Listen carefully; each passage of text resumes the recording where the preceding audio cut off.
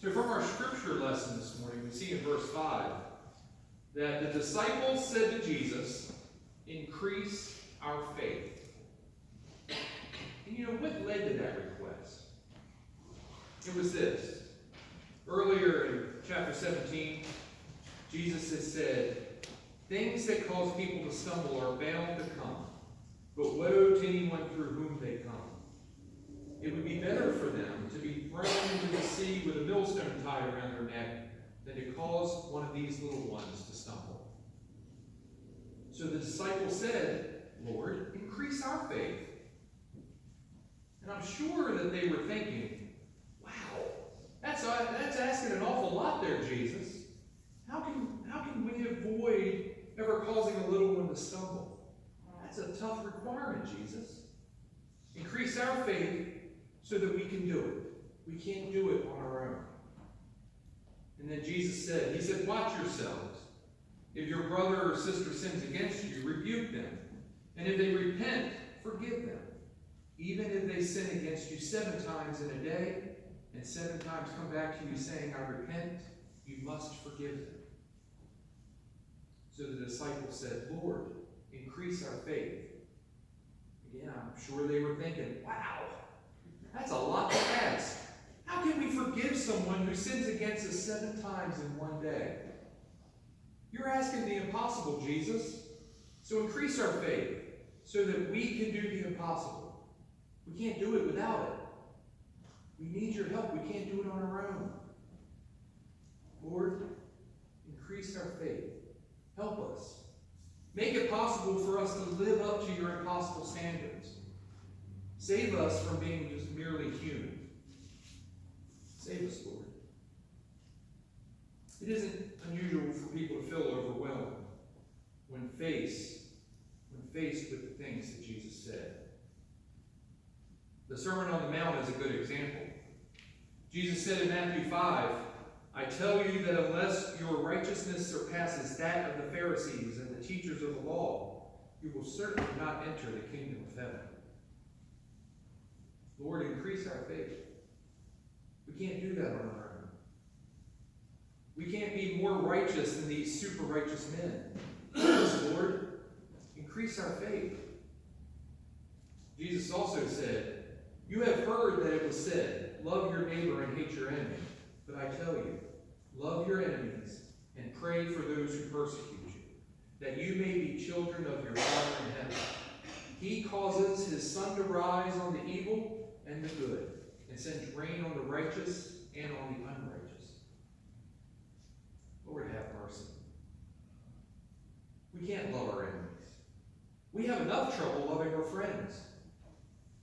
Help us, Lord. Increase our faith.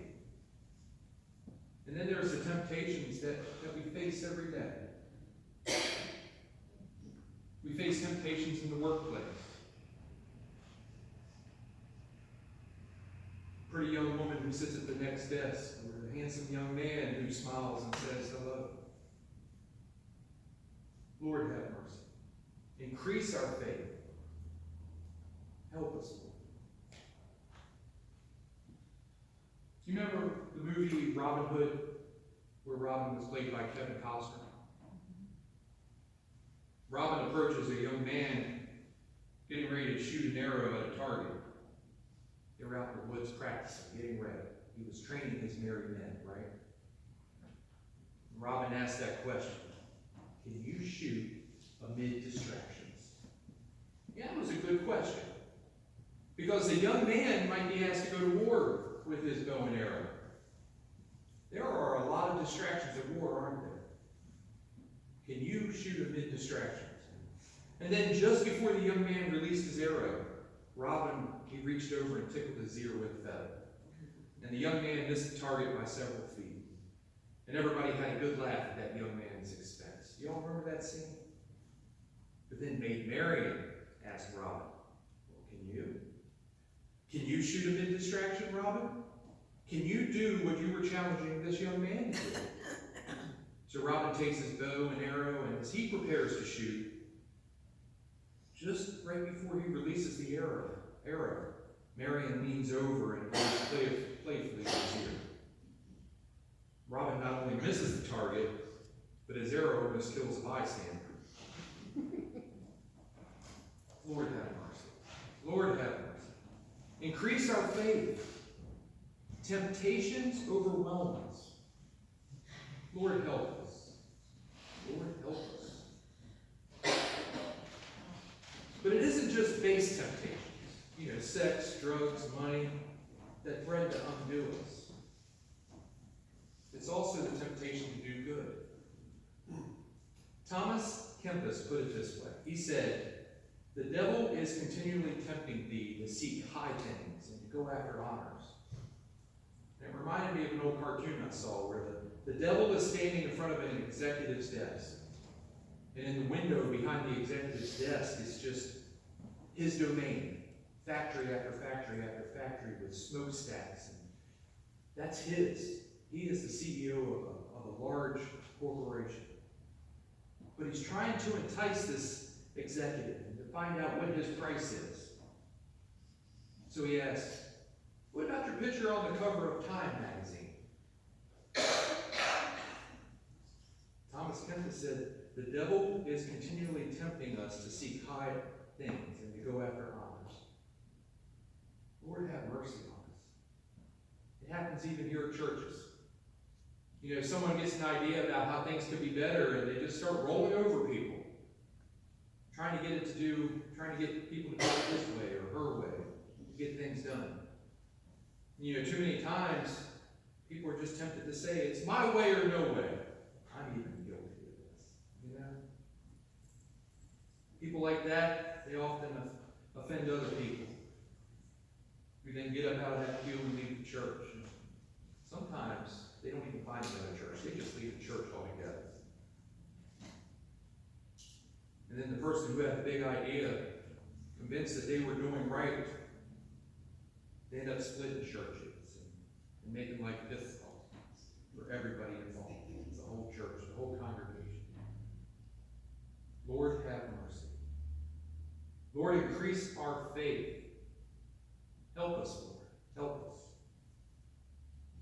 So when the disciples said, "Increase our faith," Jesus responded with these words. He said, "If you have faith as small as a mustard seed, you can say to this mulberry tree, 'Be uprooted and planted in the sea,' and it will obey you." To be truthful, this isn't how we want Jesus to respond, is it? When the disciples said, "Increase our faith," we wanted Jesus to increase their faith. We wanted him to wave a magic wand over their heads, and all of a sudden they're endowed with great faith. We wanted him to say something clever that would reinvigorate them, that would give them sudden insight, that would just increase their faith.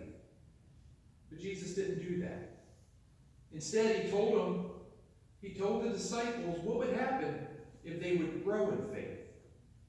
He told them that they wouldn't have to become spiritual giants. They wouldn't have to possess towering faith. All they would need is faith the size of a mustard seed. And we all know that's one of the world's smallest seeds. If they could develop even that tiny bit of faith, they would tap into God's power. So that they could say to a tree, "Be uprooted and be planted by the sea," and that tree would do it. Now, Jesus didn't mean that literally, of course, did he? He didn't mean that we could say Shazam, and that tree would jump up and move. Jesus, once again, is using hyperbole, dramatic language, exaggerated language. He was using the image of a tree jumping out of the ground to teach the disciples something important. That even tiny faith,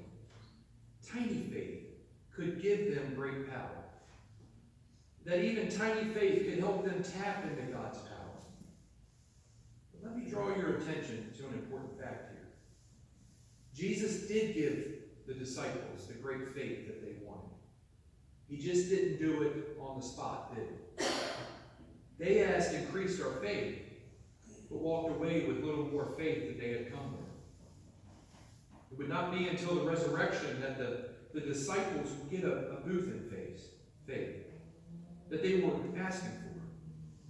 After they saw the risen Christ, they became men and women of huge faith, world-changing faith.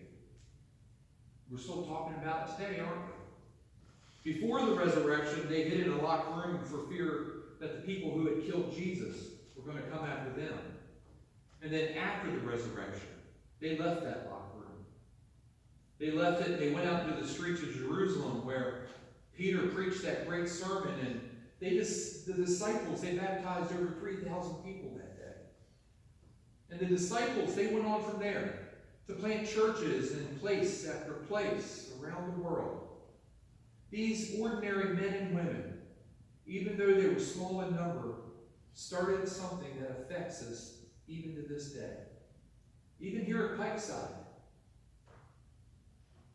The faith of those men and women allowed them to tap into God's power and to change the world. They asked, increase our faith. And Jesus did that. He just didn't do it for them right there on the spot. Jesus didn't wave a wand over them. He helped them grow in faith. And so it is with us too. You know, we too want Jesus to increase our faith. We too want Jesus to make it possible for us to tap into God's power so that we can make a difference, a positive difference in this world. And Jesus does that. But he doesn't wave a wand over us, does he? He helps us grow. He helps us grow in faith. And we're growing in faith right now, right here in this worship service, by singing these hymns and listening to the scriptures and taking communion together today, rubbing elbows with other people of faith. Jesus helps to increase our faith in 1,000 different ways. He increases our faith every time we make a decision to act in faith.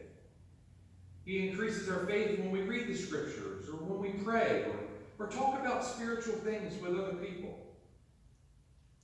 And sometimes Jesus increases our faith by letting us fall flat on our face, by letting us suffer the consequences of our own actions.